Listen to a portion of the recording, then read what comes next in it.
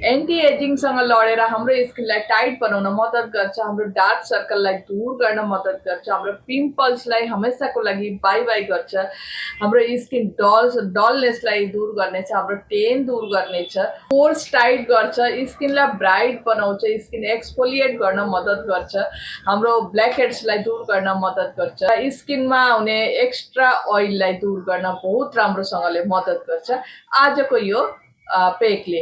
आज म हजुरहरुसँग जो रेमेडी शेयर गर्दैछु हेर्न एकदम लास्टसम्म हेर्न नभुल्नु होला, किनकि यसले चाहिँ हाम्रो स्किनलाई धेरै राम्रो बेनिफिट दिन्छ हर दिन अगर हजुरहरुले स्किनमा रब गर्नुभयो भने। भिडियो सुरु गर्ने अगाडि म आफ्नो परिचय दिँदैछु। नमस्ते, म हुँ सोनाज। म यो भिडियोमा मेरो यो च्यानलमा स्किन रिलेटेड र हाम्रो कपालको रिलेटेड भिडियोहरु शेयर गर्ने गरेको छु। विन्टरमा हाम्रो स्किन ड्राई हुनुको साथै स्किन रिलेटेड धेरै समस्याहरू आउने गर्छ, देखा पर्ने गर्छ। Don't worry, proper skin care गर्नुभयो भने हाम्रो स्किनको समस्याहरू दूर भएर हाम्रो स्किन नमी हुनेछ, हाम्रो स्किनको चमक बनिरहनेछ यो विन्टरमा पनि। विश्वास गर्नु होला, यो विन्टरमा हाम्रो स्किन धेरै समस्याहरू हुने गर्छ, तर आजको यो जो रेमेडी छ यसलाई अगर रेगुलर हजुरहरूले आफ्नो रुटिनमा राख्नुभयो भने तपाईँलाई थाहा पनि हुँदैन कि विन्टर गयो तर आफ्नो स्किन कुनै समस्या भएन। विन्टरको जो स्किन रिलेटेड समस्याहरू छ कुनै अनुभव गर्नु भएन, यति राम्रो स्किन रहनेछ हजुरहरूको। र आउनुहोस् सुरु गरौँ भिडियो। सबभन्दा पहिला हामीले लिनुपर्ने चिज हो गोलभेडा। गोलभेडा त अब यो विन्टरमा धेरै पाइने गर्छ र हर दिन अगर गोलभेडालाई काटेर हाफ टुक्रो रेगुलर आफ्नो स्किनमा रब गर्नुभयो भने हाम्रो स्किनको धेरै समस्याहरू दूर हुने गर्छ।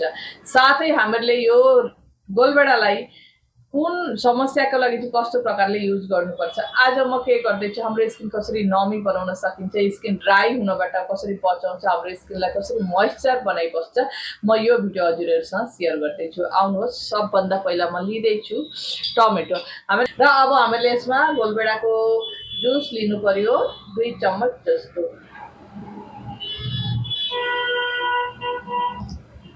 तपाईले यसलाई ग्राइन्ड गरेर छानेर पनि लिन सक्नुहुन्छ या यतिकै पनि लिन सक्नुहुन्छ।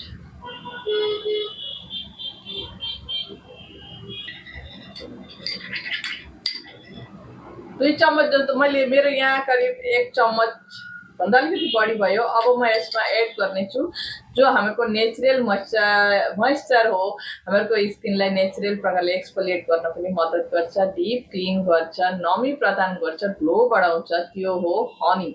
यसले चाहिँ के गर्छ, हाम्रो नेचुरल तरिकाले हाम्रो ब्युटीलाई बनाइराख्छ। र आउनुहोस्, अब यसमा म लिँदैछु हाफ चम्मच मैले लिए हनी। अब यो दुईटाको मिश्रणलाई मजाले मिक्स गर्नुहोस्। अब यसलाई के गर्नुहोस्, आफ्नो सफा अनुहारमा लगाउनुहोस् मजाले।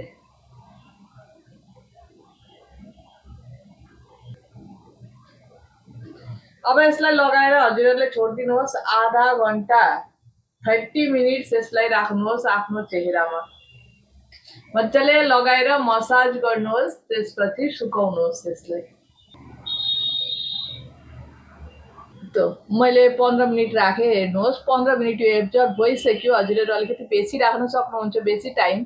अब यो जो हनी र टमाटरको जुस हाम्रो स्किनले पुरा एब्जर्ब गरिसकेपछि यसलाई के गर्नुहोस्, मजाले नर्मल पानीले वास गर्नुहोस्। यसमा कुनै साबुन लगाउनु पर्दैन। वास गरेर अब हजुरहरूले रातिको क्षेत्रमा गर्दै हुनुहुन्छ त कोकोनट ऑयल लगाउनुहोस् या एलोभेरा जेल र कोकोनट ऑयल एड गरेर लगाउनुहोस् या मोइस्चराइजर या नाइट क्रीम जे लगाउनुहुन्छ हजुरहरूको रुटिनमा जे छ त्यो लगाउनुहोस्। होममेड नाइट क्रीम हुँदा पनि भयो। लगाएर ओभरनाइटको लागि छोडिदिनुहोस्। स्किन यति मजाको हुन्छ, यति गजबको हुन्छ, यति चमक आउँछ, यति सफ्ट हुन्छ, यति मोइस्चर भइबस्छ हाम्रो स्किन, साथै धेरै ग्लेमर पनि आउनेछ। र हजुरहरूले रेगुलर टमेटोको जुस यो लगाउन नमिले पनि सप्ताहमा 2 दिन चाहिँ हनी र टमाटरको जुस मिलाएर अवश्य लगाउनुहोस्। अगर हनी नभएको क्षेत्रमा ग्लिसरिन एड गर्न सक्नुहुन्छ। अगर ग्लिसरिन पनि छैन, हनी पनि छैन, अलिकति जे अइल सुट गर्छ त्यो लिनुहोस्। अब यो विन्टरमा एउटा कुरो भन्न चाहन्छु, हजुरहरूले ग्लिसरिन आफ्नो पास राख्नुहोस्, किनकि ग्लिसरिनले हाम्रो स्किन नमी बनाउन बहुत राम्रो हेल्प गर्छ यो विन्टरमा।